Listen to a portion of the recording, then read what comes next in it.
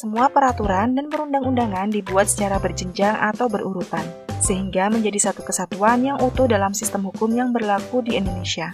Penataan undang-undang dan peraturan disebut dengan hierarki peraturan perundang-undangan. Tata urutan tersebut didasarkan pada Undang-Undang Nomor 12 Tahun 2011, kemudian disempurnakan dengan Undang-Undang Nomor 15 Tahun 2019 dan Undang-Undang Nomor 13 Tahun 2022 tentang pembentukan peraturan perundang-undangan. Berikut ini adalah hierarki peraturan perundang-undangan. Penyusunan peraturan perundang-undangan baik di pemerintah pusat maupun di daerah harus memenuhi beberapa asas sebagaimana terdapat pada pasal 5 Undang-Undang Nomor 12 Tahun 2011 tentang pembentukan peraturan perundang-undangan. Beberapa asas tersebut yaitu yang pertama kejelasan tujuan, yang artinya peraturan harus mempunyai tujuan yang hendak dicapai dengan jelas. Yang kedua kelembagaan atau organ pembentuk, yakni peraturan harus dibuat oleh lembaga atau pejabat yang berwenang. Yang ketiga, kesesuaian jenis, hierarki, dan materi susunan. Yang artinya, pembentukan peraturan perundang-undangan harus memperhatikan materi susunan agar sesuai dengan jenis dan hierarkinya. Yang keempat, dapat dilaksanakan. Yang artinya, efektivitas peraturan dalam masyarakat harus diperhatikan baik secara filosofis, sosiologis, dan yuridisnya. Yang kelima, kedayagunaan dan kehasilgunaan. Maksudnya adalah peraturan perundang-undangan dibuat karena dibutuhkan dan bermanfaat. Yang keenam, kejelasan rumusan. Maksudnya, rumusan peraturan perundang-undangan harus sesuai teknik sistematika, istilah, dan bahasa hukum. Dan yang terakhir yaitu keterbukaan, yang artinya tahapan pembuatan peraturan perundang-undangan harus transparan dan terbuka di semua tahap. Selain itu, terdapat prinsip yang berlaku pada perundang-undangan, di antaranya, yang pertama, dasar peraturan perundang-undangan adalah peraturan perundang-undangan lainnya. Yang kedua, hanya peraturan perundang-undangan tertentu yang dapat dijadikan landasan yuridis. Yang ketiga, peraturan perundang-undangan hanya dapat diubah oleh peraturan perundang-undangan yang sederajat atau lebih tinggi. Yang keempat, peraturan perundang-undangan yang baru mengesampingkan peraturan perundang-undangan yang lama. Yang kelima, peraturan perundang-undangan yang lebih tinggi mengesampingkan peraturan perundang-undangan yang lebih rendah. Yang keenam, peraturan perundang-undangan yang bersifat khusus mengesampingkan peraturan perundang-undangan yang bersifat umum. Dan yang terakhir, atau yang ketujuh, setiap jenis peraturan perundang-undangan memiliki materi yang berbeda-beda. Jika melihat tata urutan peraturan perundang-undangan tadi, maka kita bisa melihat bahwa Undang-Undang Dasar Negara Republik Indonesia tahun 1945 berada pada piramida yang paling atas.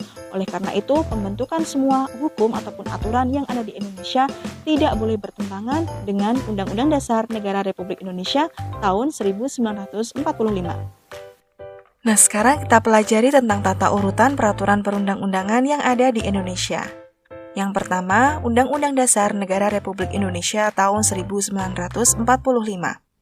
Undang-Undang Dasar Negara Republik Indonesia tahun 1945 atau Undang-Undang Dasar NRI tahun 1945 merupakan undang-undang yang disusun oleh para pendiri bangsa melalui Badan Penyelidik Usaha-Usaha Kemerdekaan dan Panitia Persiapan Kemerdekaan Indonesia atau PPKI tahun 1945. Beberapa kali Undang-Undang Dasar Negara Republik Indonesia tahun 1945 mengalami perubahan melalui amandemen di MPR, namun esensi dari isi Undang-Undang Dasar tersebut tidak diubah sebagai turunan dari nilai-nilai yang ada di Pancasila. Itu artinya, UUD NRI tahun 1945 merupakan perwujudan nilai-nilai Pancasila sebagai dasar negara dan menjadi rujukan utama dalam penyusunan perundang-undangan. Yang kedua, Ketetapan MPR atau TAP MPR. Ketetapan MPR juga memiliki kedudukan mendasar sebagai sistem hukum di Indonesia.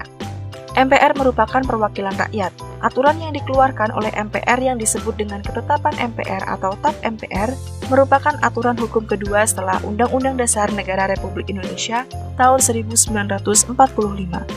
Yang ketiga, Undang-Undang atau UU dan Peraturan Pemerintah Pengganti Undang-Undang atau Perpu.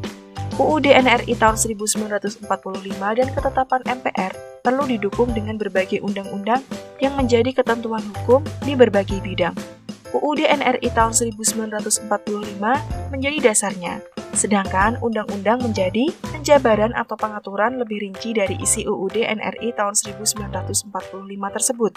Undang-undang dibuat supaya bisa mengatur semua bidang dengan lebih rinci. Akan tetapi, karena banyaknya tantangan dalam menjalankan undang-undang, seringkali tidak berjalan sebagaimana mestinya. Jika hal tersebut terjadi atau karena adanya kepentingan umum yang lebih mendesak, pemerintah bisa mengeluarkan peraturan pemerintah pengganti undang-undang atau Perpu. Yang keempat, peraturan pemerintah atau PP dan peraturan presiden atau Perpres. Peraturan pemerintah atau PP merupakan peraturan perundang-undangan yang ditetapkan oleh Presiden untuk menjalankan undang-undang sebagaimana ditetapkan dalam Undang-Undang Dasar Negara Republik Indonesia tahun 1945, Pasal 5 Ayat 2. Sedangkan peraturan Presiden atau Perpres adalah peraturan yang ditertibkan oleh Presiden sebagai bagian dari kewenangannya dalam menjalankan pemerintahan. Yang kelima, peraturan daerah provinsi dan peraturan daerah kabupaten atau kota. Peraturan daerah atau Perda adalah peraturan perundang-undangan yang dibentuk oleh Dewan Perwakilan Rakyat Daerah dengan persetujuan bersama kepala daerah. Definisi lain adalah peraturan perundang-undangan yang dibentuk bersama oleh Dewan Perwakilan Rakyat Daerah baik di provinsi maupun di kabupaten atau kota.